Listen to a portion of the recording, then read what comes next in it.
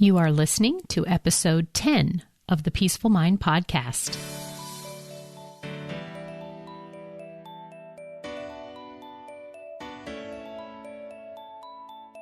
Welcome to the Peaceful Mind podcast, a place for creating the peace of mind you need to be the best mom you are created by God to be. If you want to bring more balance, more joy, and more peace to your motherhood, this is the place for you. I'm your host, certified life coach and Catholic mom, Danielle Thienel. In the name of the Father, of the Son, and of the Holy Spirit, let's get started. Hello, everyone. Happy fall to you, my faith-filled friends. When this episode airs, it'll almost be mid-October already. I love October. It's my favorite month of the year. It happens to also be my birthday month, which is always fun too, right? And at the end of October, I'm also going to be wrapping up a second life coaching certification called Advanced Certification of Faith-Based Coaching. It has been such a blessing to be part of this group of coaches who, like me, choose to intertwine our faith into the work we do in the world. And when I stop to think where I am now, I can look back and tell the Danielle of a few years ago to not worry about anything she was worrying about in order to become a faith-based coach and carry out a faith-based coaching practice, because it would all be fine. None of her worries would come to fruition, and everything works out perfectly as it's meant to, because God has got you in the palm of His hands. And this leads me to today's episode topic, worry. I am intentionally showing up today to help you see how it is very unnecessary to worry. Yes, every mom worries. Even the Blessed Mother worried when she couldn't find Jesus on the way back from Jerusalem after the festival of the Passover. But I want to share a different perspective that you could surely take on as your own. I want you to consider that not only is it possible to eliminate worry, or at the very least lessen it greatly from your mindset, but it is a very worthy endeavor to pursue in order to truly live a peaceful and joyous life. By breaking your habit of worry, and yes, it is just a mental habit you have adopted, you can then use your mind way more constructively, one that will truly benefit your life and the life of your family. You can redirect your thinking patterns from one of habitual worry to set it towards creating a life of peace, to actually enjoy your motherhood right now instead of worrying about everything that might happen in the future. Some moms worried that they would even be able to have children in the first place. Then, when you became pregnant, you then began to worry that the baby would be healthy. Or maybe you were adopting and worried through the whole process. And then, of course, we know when they finally arrive, we start worrying if we are doing things right. Are they growing well? All the way into their future to, will I be able to afford their college education? Or be a good enough Catholic role model to set a good example and help them get to heaven? When you truly get honest and see how much worry has played and is playing now in your life, it's actually kind of upsetting, because it may be a lot of time wasted. Because there is so much to enjoy now when your mind is not preoccupied with worry. So much power that we give away to possible challenges that may happen, and then most of them don't even happen. It zaps away your power to make meaningful life choices in the present. And for some, the worry of the future and about ourselves could be something we constantly have with us, consuming precious mental power. There's always something to worry about, yes? But what if the answer was truly no? There isn't anything good to come out of worrying. Really, like nothing at all. There is no upside, zero benefits to worrying. Then what?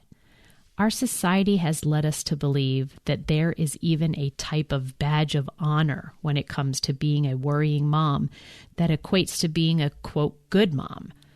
For example, I found myself recently talking to a friend discussing my twin girls who turned 16 recently and got their driver's license and how they are now out driving by themselves. I caught myself saying in what felt like an honorable way, "Oh, I'm so worried every time they leave the house." And my friend then says, "Oh yes, you even have two to worry about." But this is not a badge of honor. They are going to be driving a lot by themselves. My worry doesn't help them become better, or it won't have me showing up very well as a mom while they're gone. It's just not useful. What other things could I be working towards with that mental energy? So what I want to offer to you today is that you don't need to be a victim of worry. It's unhealthy, for the worry can compound to stress, and that's one of the most unhealthy states we can be put in. It's just a destructive mental habit, one you weren't born with but have developed. The word worry itself is derived from an old Anglo-Saxon word meaning to choke. I believe it chokes us out of many good things. When we worry, we choke out trust in God that things will work out according to His plans. And worry chokes out having the precious asset of peace of mind now in the present of your life.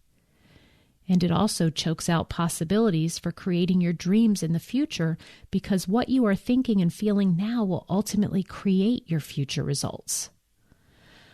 Let's look at how choosing to think in a way that causes you to feel worry about your current circumstances and your future circumstances doesn't leave room for peace.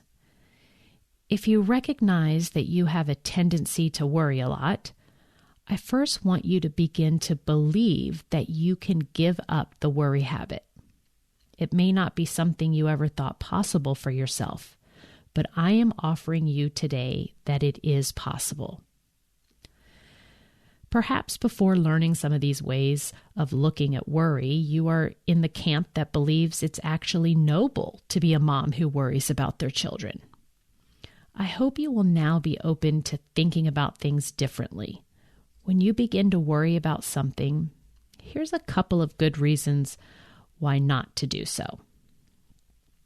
Worrying about anything turns you away from practicing the muscle of trusting in God's plan. When your mind is full of God, there is no room for worry. And with God's help, you can change any habit, including a mindset that tends to worry instead of having faith. A stronger habit is to practice faith over that of which you are fearing what will happen. Every time something presents itself of something you think is worthy of worrying about, you practice to break your worry habit by immediately going to think thoughts filled with faith. Faith that God is helping you and the situation. Faith that you trust God to take care of it in the best way because His ways are the best ways. We even hear from Him in the Gospel of Matthew, chapter 6, verse 27, where it says, "Can any of you, by worrying, add a single moment to your lifespan?" The answer to this is no. No, we can't. And for that reason, we can see that it is useless to worry, though it feels like our worry is making a good difference in the outcome. Worry is actually an unbelief in God's providence. And by not worrying and putting the trouble you worry about in God's hands, and then also not picking it back up through incessant worrying in your mind, you will practice and build your trust for God, which will always prove fruitful. Worry tends to be necessary in your life, but it is actually an indulgent emotion. And an indulgent emotion is something that is comfortable for you, but it doesn't give you a result that you are looking for. Indulgent emotions like worrying just keep you stuck and away from accessing your inner knowing, from finding a solution, and taking better actions which will produce a result you want in your life. It seems important to worry. It may even feel justified to feel worried, but really, worry is a feeling that keeps us from taking the action we most want to take.